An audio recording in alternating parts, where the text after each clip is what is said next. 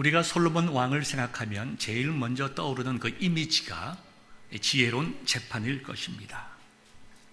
오늘 우리의 설교의 본문 내용도 이 재판에 관한 내용이지만 오늘 저는 여러분들에게 직접적으로 먼저 이 본문으로 들어가지 아니하고 이 본문의 배경에 대해서 먼저 말씀을 드리므로 하나님께서 이 메시지를 통해서 우리에게 주시는 참 뜻이 어디에 있는가 거기에 초점을 맞추고자 합니다. 그래서 우리가 말씀을 드릴 때 하나님께서 이 시간 나에게 말씀하시는 것으로 깨닫고 아멘으로 화답하는, 그리고 순종하고 결단하는 그런 은혜가 우리 회중 속에 있기를 주님의 이름으로 축원합니다. 솔로몬이 우리가 왕이 되었을 때 그것은 결코 쉬운 일이 아니었습니다. 우리는 솔로몬을 생각하면 지혜로운 왕이요, 아주 풍요로운 왕이요, 화려한 왕이라고 생각하지만 사실 솔로몬은 왕이 되기에 아주 어려운 처지에 있던 분이었습니다. 왕이 서열도 매우 낮았고 다윗의 셋째 아들인 아도니아가 전국적으로 지지를 받고 있었습니다. 특별히 제사장 아비나달의 지원을 받고 있었고 이스라엘의 최고의 장군, 지금으로 말하면 군대의 총사령관인 요압 역시 아도니아를 지지하고 있었습니다. 다윗이 나이가 많아서 후계자를 정할 때에 솔로몬이 나의 후계자라고 발표는 했지만 아도니아가 거기에 불만을 품고 자신의 왕위를 계승하기 위하여 반란을 계획하고 있었습니다. 만약에 그 반란이 일어나게 되면 이스라엘 왕으로 이미 선출된 솔로몬이었지만 그의 모친 밧세바와 함께 아마도 생명을 잃게 되는 급박한 상황 속에 있게 될 것입니다. 이것을 눈치챈 하나님의 사람 나단이 밧세바로 하여금 다윗에게 나가게 합니다. 그리고 속히 다윗으로 하여금 왕위로 세움을 받게 설득을 합니다. 그래서 나단과 그 다음에 그 밧세바와 다윗이 힘을 합해서 급하게 솔로몬을 제사장 사독에게 보내어 기름 부음을 받게 하고 이스라엘의 3대 왕으로 취임케 합니다. 이렇게 급박하게 정치적인 논란 속에서 솔로몬이 세워졌지만 그의 이복 형이었던 아도니아가 불만을 가지고 받아들이지 않고 다시 한번 왕권을 탐하려고 쿠데타를 기도할 때에 솔로몬은 왕으로서 자기의 이복 형이었던 아도니아를 죽입니다. 그리고 아도니아를 서포트하던 민족적인 영웅 요압도 죽입니다. 그리고 아버지의 유언에 따라 시므이도 죽입니다. 그리고 전 이스라엘의 영적인 지도자였던 제사장 아비아달을 추방시키고 맙니다. 자, 여러분 생각해 보십시오. 솔로몬이 왕으로 올라가기 전에도 여러 가지 정치적인 다툼과 갈등이 있었습니다. 솔로몬이 왕위에 정말 급히 올랐지만 많은 사람을 죽이고 아픈 경험을 하게 되었습니다. 본인이 원하지 아니하였던 왕위를 둘러싼 갈등으로 사람을 죽이고 사람이 죽고 심지어 형제가 형제를 죽이는 사건이 2번이나 발생을 하였습니다. 많은 어려움 가운데 가까스로 왕위에 오른 솔로몬이었지만 매우 불안했습니다. 내가 어떻게 나라를 감당할 수 있을까? 내 왕권이 과연 안전할까? 누가 나를 또 죽이기 위해서 쿠데타를 일으키지나 않을 것인가? 내가 이제 왕위를 계승을 했지만 어떻게 이 나라를 잘 감당할 수 있겠는가? 이 불안한 마음에 그런 인간적으로 이집트와 정략적인 결혼을 하게 됩니다. 하나님께서 금하시는 일이었지만 그의 불안과 근심과 걱정이 하나님의 말씀보다는 세상적인 방법으로 자기 자신의 왕권을 유지하기 위해서 이집트의 바로 왕의 딸과 결혼을 하게 됩니다.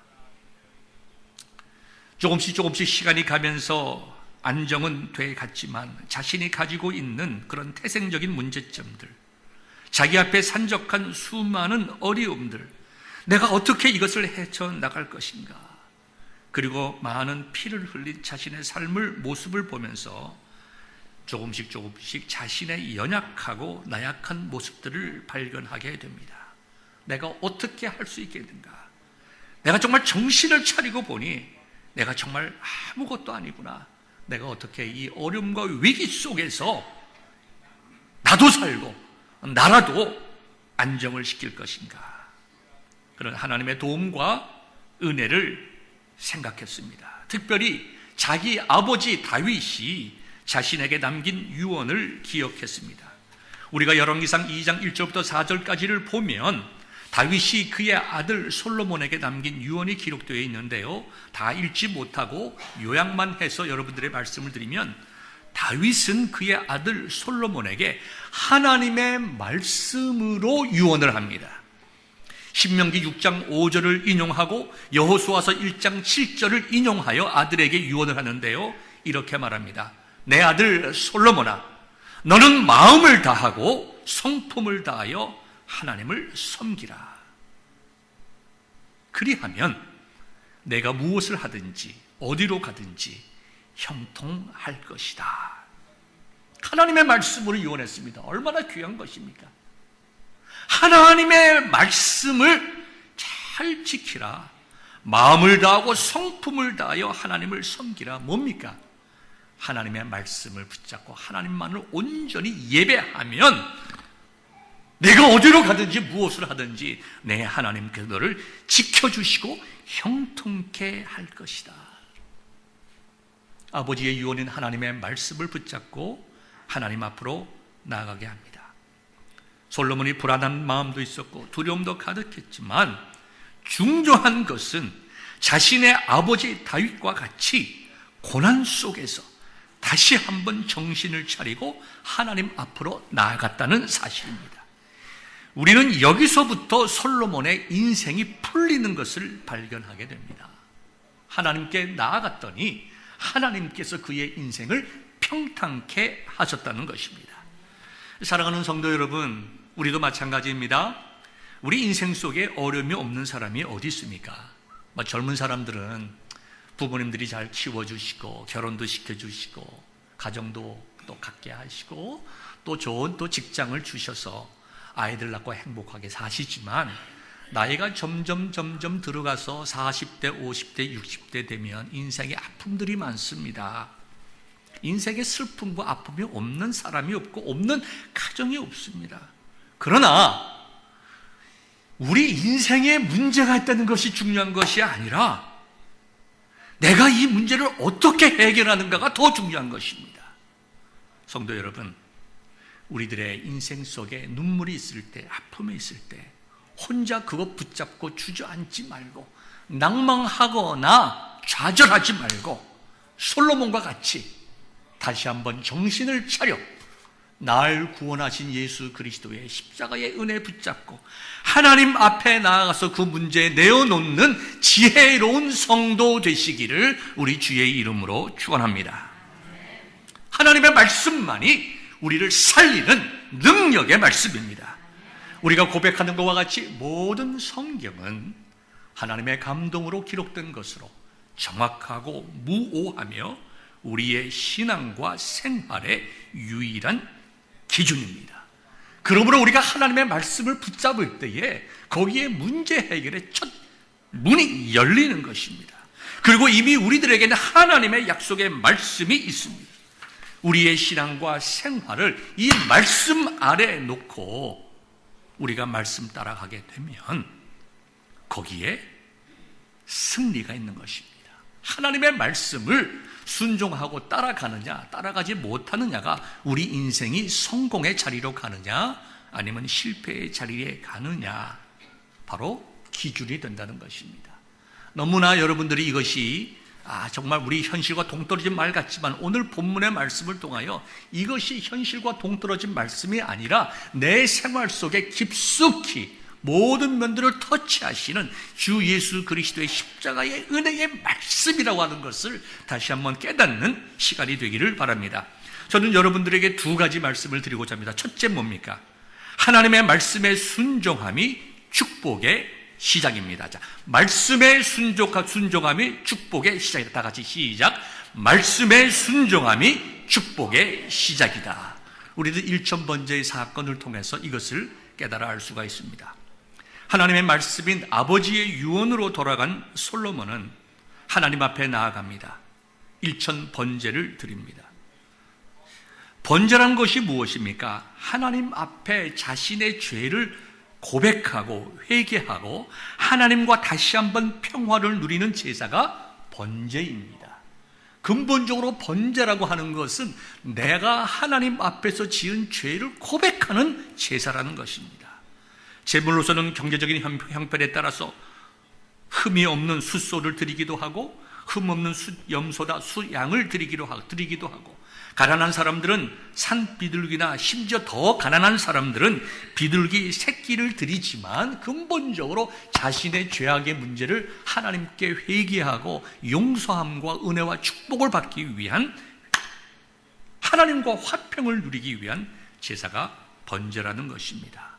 그리고 그 방법은 제물을 온전히 완전하게 태우는 것입니다. 솔로몬은 이스라엘의 왕이었고 또 그 당시에 나라가 부강했기 때문에 분명히 그의 번제의 제물은 살아있는 흠없는 숫소였을 것입니다. 당시에 제사를 드리는 산당의 규모와 시설들이 얼마나 컸는 것은 우리가 잘 알 수가 없지만 우리가 상식적으로 번제물인 소, 건강한 흠이 없는 소 한 마리를 잡아서 하나님께 완전히 그 고기를 불태워 제사를 드리는 것은 많은 시간과 엄청난 노력이 들어가는 일입니다. 더욱이 소 1000마리를 제물로 드렸다고 우리가 가정해 볼 때에 그 1000마리를 잡아 죽여서 가죽을 벗기고 각을 뜨고 그것을 태워드리는, 완전하게 태워드리는 번제는 단순히 육체적으로 고통스럽고 힘든 것뿐만 아니라 감정적으로, 정서적으로, 정신적으로, 영적으로 너무나도 힘들고 고통스러운 일이었을 것입니다. 우리의 상상을 초월하는 것입니다. 여러분들 잘 아시지만 다시 한번 번제의 방법으로 한번 들어가 보겠습니다. 제사 드리는 자가 제물을 제사장에게 가져옵니다. 제사장은 번제의 이유를 묻습니다. 아마도 솔로몬은 이렇게 대답했을 것입니다. 내 죄가 하나님 앞에 큽니다. 내가 내 형제 이복 형도 내가 죽였습니다. 요압도 죽였으며 시므이도 죽였습니다. 나는 형제들을 미워하기도 하고 지금까지 왕위에 오르기 위해서 엄청난 갈등과 분쟁과 다툼 속에 살아왔습니다. 하나님의 말씀, 하나님의 법에 맞지 않는 삶을 살아왔습니다. 하나님께서 내 아버지를 통해서 평화하라고 이름을 솔로몬, 샬롬에서 온 것이 솔로몬 아닙니까? 이름을 평화라고 졌지만 나는 평화의 삶을 살지 못했습니다. 내 죄가 용서받기를 원합니다. 내가 하나님과 화평하지 못했지만 이제 하나님과 화평하기를 소망합니다. 그렇게 자기가 제사하러 온 이유를 이야기했을 것입니다.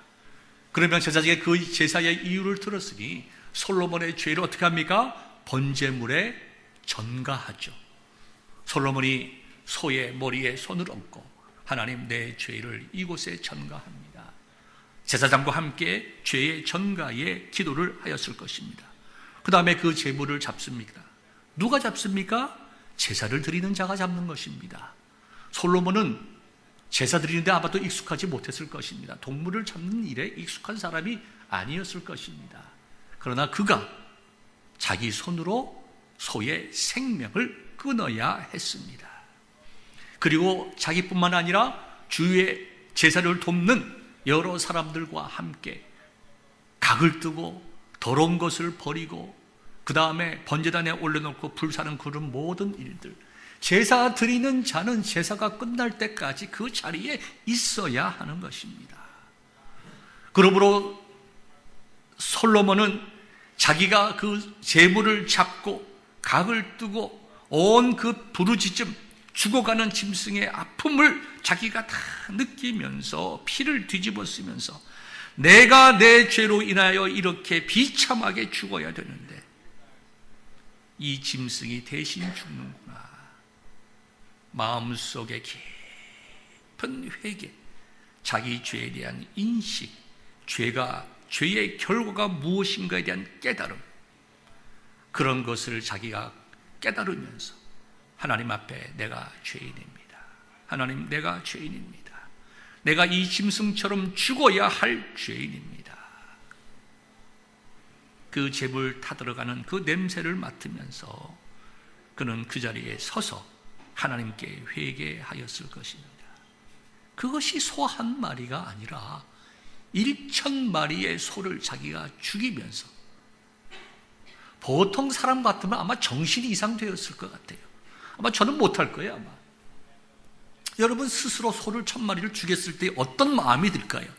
정신적으로, 감성적으로, 영적으로. 그런데 솔로몬은 왕궁의 화려함과 평안함을 떠나서 그와 같은 1,000마리의 제사를 자기가 죽이고 각을 뜨며 피를 뒤집어 쓰면서 하나님 앞에 자기의 죄로 인해서 부들부들 떨며 자신의 연약하고 무가치한 모습을 발견하였을 것입니다. 그리고 하나님께 고백합니다. 하나님, 이 죄인이 어찌하여야 합니까? 이 죄인이 이제 어떻게, 나 같은 죄인이 이 큰 일을 감당할 수 있겠습니까? 하나님 앞에 철저히 낮아졌을 때에 산당을 떠나지 않고 있던 솔로몬에게 꿈에 하나님께서 나타나서 말씀하시는 것이 열왕기상 3장 8절에 나와 있습니다. 내가 네게 무엇을 줄꼬? 하나님께서 꿈에 내가 너에게 무엇을 줄꼬? 그때에 솔로몬이 3가지를 말씀합니다. 무엇을 달라는 것이 아니라 하나님의 음성을 들었을 때 솔로몬이 3가지 단계를 통해서 그 말씀에 반응한다는 것입니다. 첫 번째는 하나님의 은혜에 대한 감사입니다. 나 같은 사람을 우리 아버지의 대를 이어서 왕과 자리에 올려주시니 이것이 하나님의 은혜인 줄 알고 감사합니다. 두 번째는 자신의 연약함을 고백했습니다. 종은 작은 아이라 출입할 줄을 알지 못하고, 역사학자들은 솔로몬의 나이가 왕이 되었을 때 아마도 21살이었을 것이다 라고 기록하고 있습니다. 그러나 왕으로서 이제 경험이 없고 아버지는 돌아가셨기 때문에 내가 어떻게 이 나라를 다스려야 될지 나는 정말 알 수 없는 연약한 존재입니다. 자기의 부족함과 연약함을 고백했습니다. 그리고 3번째로 구했던 것이 하나님의 음성을 듣고 그의 말씀에 순종하여 실천하는 지혜와 능력을 구했습니다. 성경 말씀을 보니까 이렇게 기록되어 있습니다. 누가 주의 이 많은 백성을 재판할 수 있사오리까? 듣는 마음을 종에게 주사 주의 백성을 재판하여 선악을 분별하게 하옵소서. 그 당시에 왕은 모든 중요한 재판을 담당해야 될 법관이었습니다. 이건 하나의 상징적인 것입니다. 무엇입니까? 백성을 다스린다는 거예요. 재판뿐만 아니라 왕으로서 나라를 이끌고 다스리며 부강시켜야 할 그것을 재판이라는 상징적인 단어를 써서 지금 표현한 것입니다. 내가 어떻게 이 나라, 이 큰 나라를 이끌며 다스리며 부강하게 할 수 있겠습니까? 나는 할 수 없사오니 나 같은 죄인은 이제 하나님 앞에 엎드리오니 하나님께서 저에게 말씀하여 주옵소서.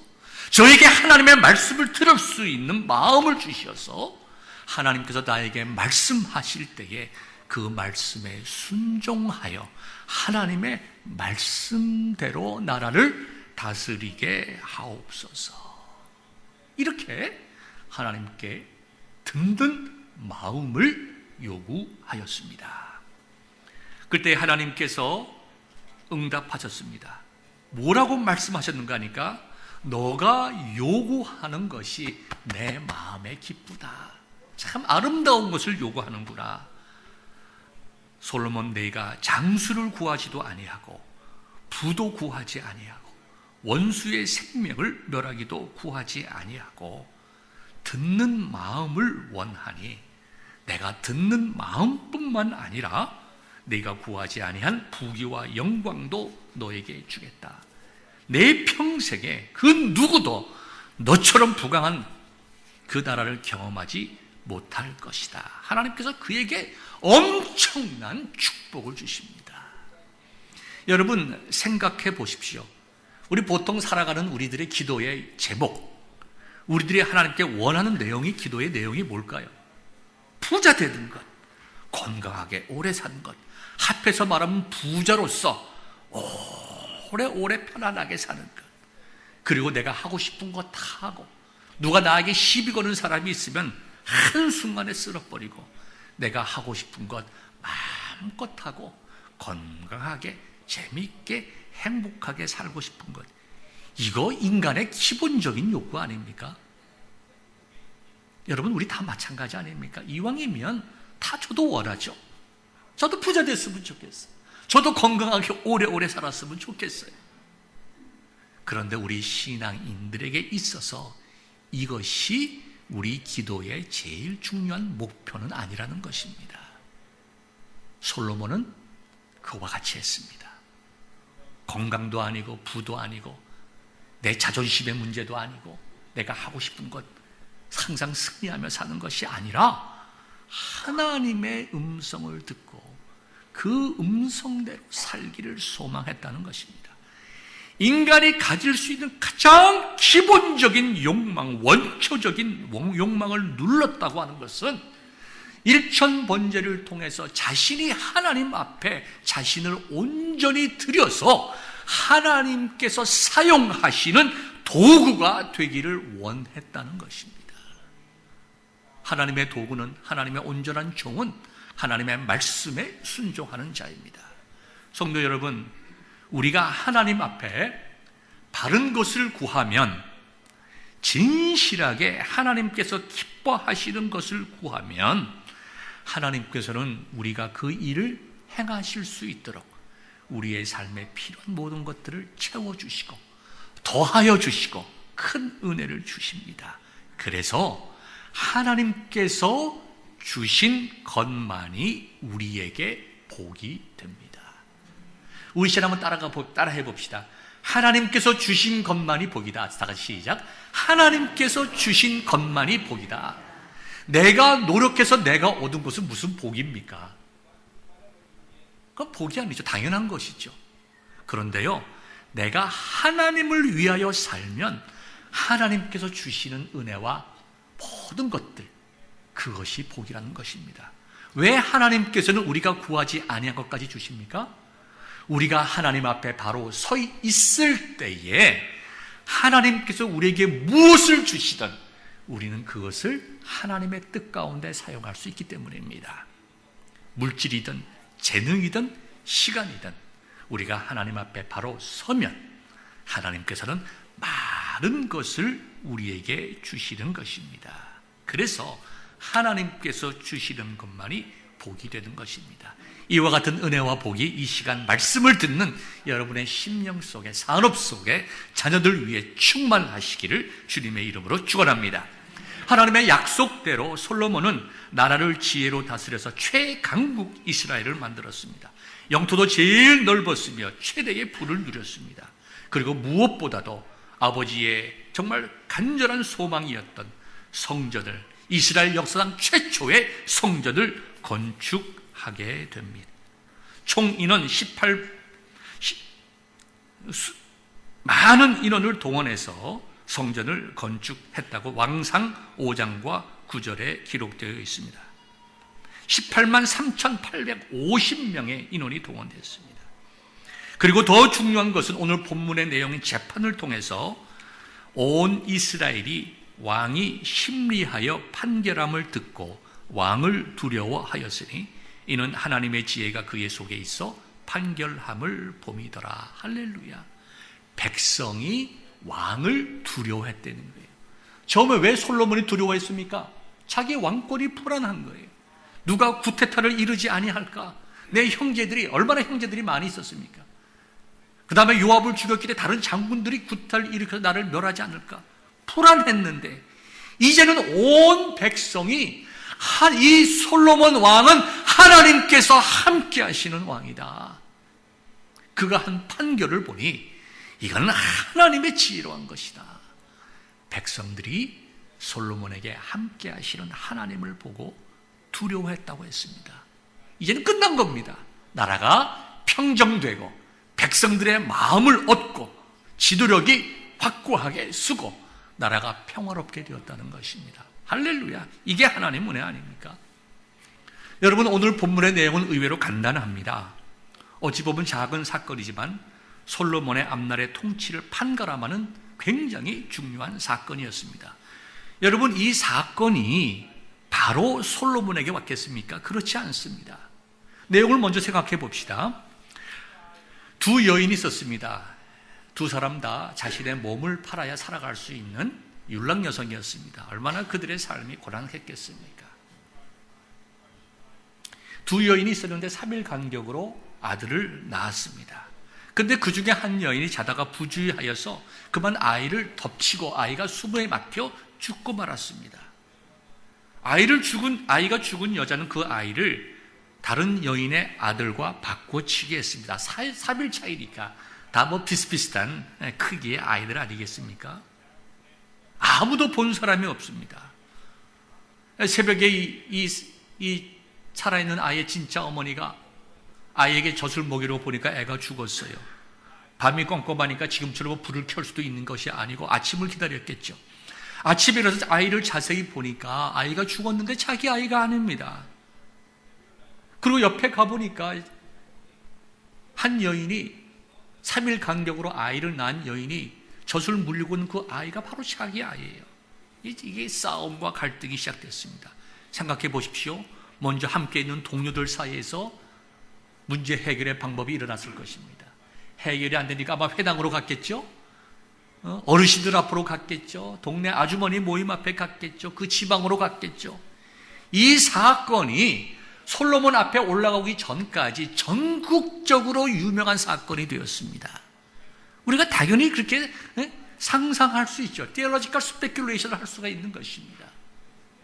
그렇지 않고 어떻게 율랑 여성들의 아이의 다툼 문제가 솔로몬 왕에 직접적으로 올 수가 있겠습니까? 아니죠.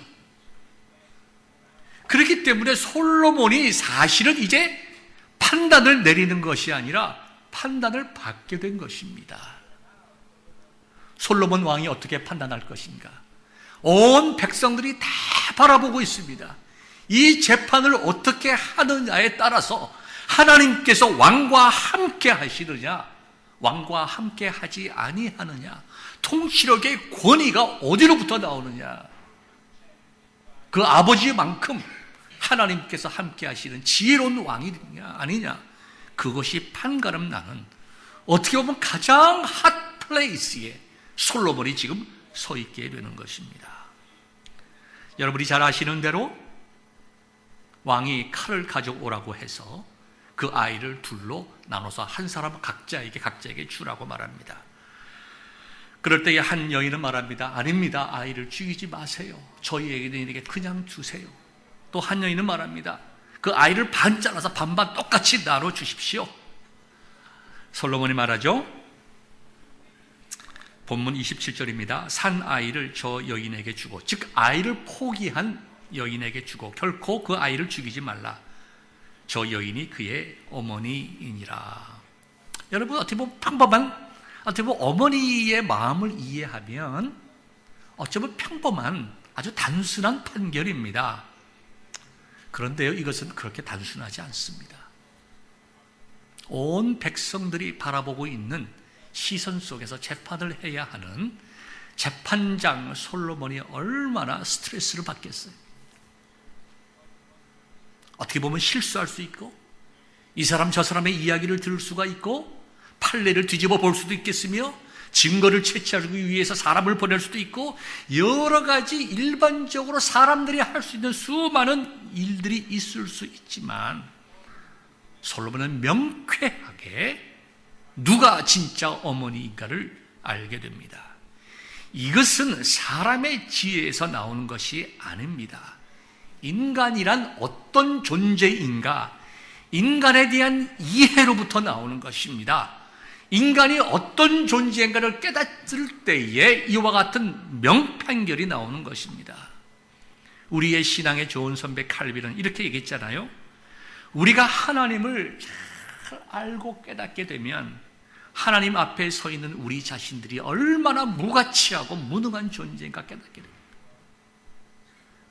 또 또 거꾸로 말해서 우리가 하나님 앞에서 얼마나 거짓되고 악한가를 깨닫게 되면 우리를 향하시는 하나님의 은혜가 얼마나 큰가를 깨닫게 된다.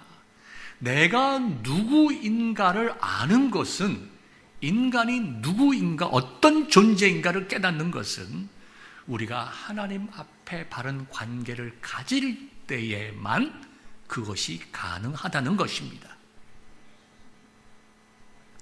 솔로몬이 일천번제를 드림으로 자신이 하나님 앞에서 얼마나 죄악된 존재고 인간이라고 하는 것이 얼마나 악한 존재인가를 깨닫게 되었을 때에 하나님의 음성을 듣기를 구했고 하나님의 말씀 지도하는 대로 살기를 구했던 것처럼 지금 이 솔로몬의 재판이라고 하는 것은 하나님께서 이 사건을 통해서 참된 인간의 인생의 지혜, 무엇이 진실이고 진리인가 하는 것은 하나님의 말씀을 붙잡을 때에 가능하다는 것을 우리에게 보여주시고, 솔로몬이 일천번제를 통하여 하나님을 온전하게 믿고 신뢰하고 그 말씀에 엎드렸을 때에 그가 어떠한 존재가 되는가 하는 것을 이 예를 통하여 우리에게 증거하고 있다는 것을 깨달아야 합니다. 그렇기 때문에 이 사건을 단순하게 한 사건으로만 간주할 것이 아니라 솔로몬의 여러 가지 지나온 삶, 피 흘림, 그리고 일천번제를 통해서 이 사건을 보아야 하나님께서 우리에게 주시는 메시지가 무엇인지를 깨달을 수 있다는 것입니다. 그래서 그 결과가 무엇입니까? 솔로몬이 자기가 살기 위해서, 왕권을 위해서 하나님께서 하지 말라고 했던 이방 나라의 여인들을 데리고 와서 아내를 삼음으로 통치권을 가지려고 했지만 하나님의 말씀대로 하니까 오늘 28절에 있는 대로 온 이스라엘 백성들이 이 판결하는 사건을 통해서 왕을 두려워하였다. 말씀대로 왕권이 딱 섰다는 거예요. 왜 그랬냐면 하나님의 지혜가 솔로몬 속에 있어 솔로몬의 판결이 하나님께 영광됨을 보았다는 것이죠. 할렐루야 아닙니까? 할렐루야 아닙니까? 우리의 인생의 갈등이 뭡니까? 하나님의 말씀대로 살아가는 것이 무엇인지 압니다. 우리의 욕망은 너무나 큽니다. 그 갈등 아닙니까? 그러나 오늘 본문의 말씀이 우리에게 보여주듯이 내가 하나님 말씀에 온전히 순종하면 하나님께서 다윗이 그 아들 솔로몬에게 한 유언처럼 하나님께서 우리의 인생 책임져 주십니다. 우리의 길을 인도하여 주십니다. 앞서 가시면서 저와 여러분들의 인생의 길을 쫙 열어주시는 것을 경험하며 찬송하며 누리며 사시는 은혜로운 여러분 되시기를 주의 이름으로 축원합니다. 두 번째는 참 안타까운 것으로서 하나님의 말씀을 거역함이 불행의 시작입니다. 우리 따라합시다. 하나님의 말씀을 거역함이 불행의 시작이다. 꼭 기억합시다. 말씀에 순종함이 축복의 시작인 것과 같이 말씀을 거역함이 불행의 시작이다. 훌륭한 솔로몬 왕이었지만 불행하게도 조금씩 하나님으로부터 멀어져 갑니다. 자신도 모르게 조금씩 세상 죄를 향하여 갑니다. 그리고 솔로몬은 망했습니다. 여러분이 생각하는 것 이상으로 철저하게 망했습니다.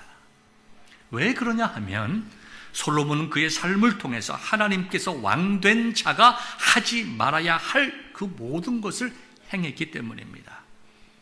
신명기 17장 16절에서 17절까지의 말씀을 보면 하나님께서 모세에게 말씀하십니다.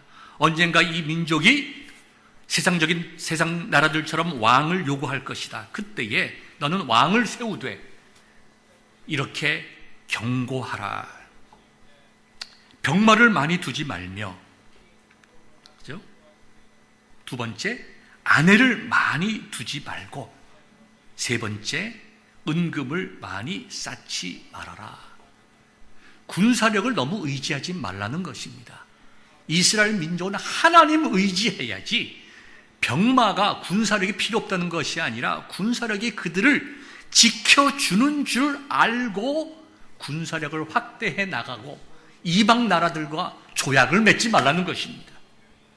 그리고 아내를 많이 얻지 말라고 했어요. 마음이 미혹될 것이다. 그리고 은금을 많이 쌓아 육체의 쾌락을 위하여 살지 마라. 반드시 실패한다.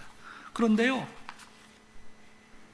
열왕기상 4장을 보면 하나님께 은혜로 주신 그 수많은 물질들이 얼마나 많았는지, 은이 그 당시에 돌처럼 여겨졌다 이거죠. 얼마나 군사력이 막강했는지. 그리고 솔로몬이 하루에 먹어치운 음식이요, 소가 30마리, 양이 100마리라고 그랬어요. 무슨 말입니까? 매일매일 잔치를 벌였다는 얘기죠. 매일 잔치를 벌여서 왕궁에서 소를 30마리를 잡고 하루에 양을 100마리 잡아서 띵까띵까 하면서 지냈다니. 좋게 그것이 사용되면 하나님의 나라를 위해서 잘 사용될 수 있는 것이 그가 받은 축복을 자신의 육체적인 쾌락과 사치와 방탕으로 썼다 이거죠. 세상에 부인이 1000명이어서 1000명, 부인과 후궁 앞에서 1000명의 여인들을 거들고 살았는데요, 솔로몬이 좀 이상하게도 이방 여인들을 좋아하는 모양이에요. 굉장히 많은 이방 여인들을 데리고 와서 함께 살았다 이거죠. 그리고 이방 여인들이 들어올 때 그들이 가지고 온 우상들을 섬김으로 온 나라에 우상들이 들끓게 하였다. 참 안타까운 일이죠. 하나님만을 섬겨야 할 솔로몬 왕이 하나님도 섬기고 우상을 섬김으로 심판을 자초했습니다. 안타깝게도 그 아들 르호보암 왕 때에 이르러 이스라엘 왕국은 둘로 나뉩니다. 북쪽의 이스라엘, 남쪽의 유다로 나눠져서 그 왕들이 서로 갈등하고 죽이고 싸우고 우상 숭배하다가 북쪽 이스라엘은 아수르에게 망하고 남쪽 유다는 바벨론에게 망하고 민족들이, 백성들이 이방 나라의 바벨론의 아수르의 포로로 잡혀가는 그런 일들이 발생하였다. 잘 시작했지만, 하나님의 은혜와 정말 예배와 기도로 시작했지만 시간이 지나면서 말씀으로부터 떨어지니까 자연적으로 사람의 소리가 들리고 하나님의 말씀으로부터 멀어지니까 자연히 자기의 후궁들을 따라가게 되고, 하나님의 말씀으로 멀어지니까 세상적인 유혹과 세상적인 즐거움에 빠지게 되었다. 그래서 그는 나라를 정말 분열시키고 민족을 망하게 하는 단초가 되었다. 완전히 망한 것이죠. 하나님의 말씀을 떠나 세상 죄를 사랑할 때는 반드시 올 수밖에 없는 하나님의 심판입니다. 솔로몬은 말년에 전도서를 썼습니다. 과연 솔로몬이 구원받았을까? 학자들 간에 많은 의견이 있습니다. 솔로몬이 회개하고 구원받았다고 주장하는 학자도 있는가 하면 그렇지 않다고 하는 학자들도 있습니다. 두 양쪽의 의견을 종합해서 보면 솔로몬은 정말 구원받아 천국 갈 사람인지 아닌지 우리 잘 모른다는 것입니다. 안타까운 일 아닙니까? 일천번제를 드렸던 그가 하나님의 말씀으로 멀어지자 정말 구원받은 삶을 살았는지 안 살았는지도 모를 정도의 비참하게 멸망하고 말았다는 것입니다. 그가 깨닫고 한 말이 있습니다. 그게 신앙적인 고백인지 인간적인 고백인지 우리는 잘 알지 못하지만, 너는 젊었을 때 내 하나님을 찾으라. 너는 젊었을 때 죄짓지 말고 내 하나님을 찾으라 라는 말을 하고 죽고 말았습니다. 이제 말을 맺겠습니다. 오늘 우리에게 주시는 메시지는 단순하고도 분명합니다. 첫째, 우리 앞에 있는 고난이 문제가 아니라 내가 장면하고 있는 어려움이 문제가 아니라 내가 하나님의 말씀으로 돌아가느냐 아니냐, 그 말씀대로 살아가느냐 아니냐, 그것이 문제라는 것입니다. 두 번째, 우리가 알고 있고 말씀대로 살아야 하는지를 알고 있지만 왜 그렇게 살지 못합니까? 그것은 솔로몬과 같이 일천번제를 드리지 않기 때문입니다. 지금 여러분들에게 소천 마리를 잡아 죽이며 각을 뜨고 제사 드리라는 것이 아닙니다. 오늘의 시작적인 상황 속으로 들어가 보면 예수님께서 우리에게 생명 주심으로 가능케 하신, 내 힘이 아니라 예수 그리스도의 죽으시고 부활하신 능력으로 가능케 하신 하나님께 나아가서 기도하고 엎드리는 그러한 일들, 성령께서 말할 수 없는 탄식으로 우리의 마음의 문을 두드리시는데 내가 그 은혜 붙잡고 순종하느냐, 엎드리느냐, 회개하느냐, 전심으로 엎드려 기도하느냐, 그것이 문제라는 것입니다. 우리를 향해 생명 주시고 능력 주시기를 기뻐하시는 주님의 이름 붙잡고 우리가 간절히 기도하면 하나님께서 우리에게 새로운 힘을 주십니다. 길을 열어주시고 방법을 보여주시는 거예요. 내가 엎드려 기도하느냐, 성령의 능력과 은혜를 받느냐 못 받느냐, 그것이 문제라는 것입니다.